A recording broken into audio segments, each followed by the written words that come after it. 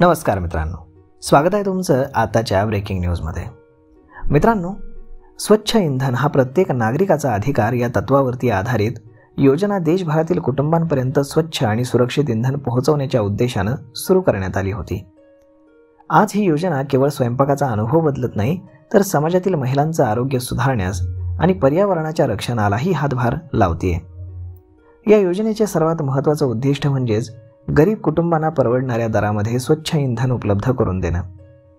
पूर्वी अनेक कुटुंब स्वयंपाकासाठी लाकूड आणि गोवऱ्यांचा वापर करत असत, ज्यामुळे महिलांच्या आरोग्यावरती विपरीत परिणाम होत असे। धुराळ्यामुळे श्वसनाच्या समस्या, डोळ्यांचे आजार आणि इतर अनेक आरोग्यविषयक समस्या देखील उद्भवत होत्या। LPG गॅसच्या वापरामुळे या समस्या मोठ्या प्रमाणामध्ये कमी झालेल्या आहेत। या योजनेचा दुसरा महत्त्वाचा फायदा म्हणजेच पर्यावरणाचं रक्षण। लाकडांच्या वापरामुळे जंगलतोड वाढत चालली होती आणि त्यामुळे पर्यावरणाचा ऱ्हास देखील होत होता। आणि आता या इंधनामुळे वायू प्रदूषण देखील कमी झाले। या योजनेची प्रभावी अंमलबजावणी करण्यासाठी सरकारने काही निकष ठरवलेत। ज्या कुटुंबांचं वार्षिक उत्पन्न 10 लाखांपेक्षा जास्त आहे किंवा जे आयकरदाते आहेत त्यांना या योजनेचा लाभ मिळत नाही। तसेच एकापेक्षा जास्त गॅस कनेक्शन असलेली कुटुंब, स्वेच्छेने सबसिडी सोडलेले नागरिक आणि सरकारी कर्मचारी आणि पेन्शनधारक यांनाही या योजनेतून वगळण्यात आलेलं आहे।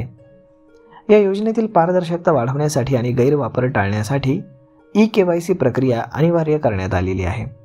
यासाठी नागरिकांना आधार कार्ड, बँक खात्याचा तपशील, मोबाईल नंबर आणि गॅस कनेक्शन क्रमांक या कागदपत्रांची आवश्यकता असते।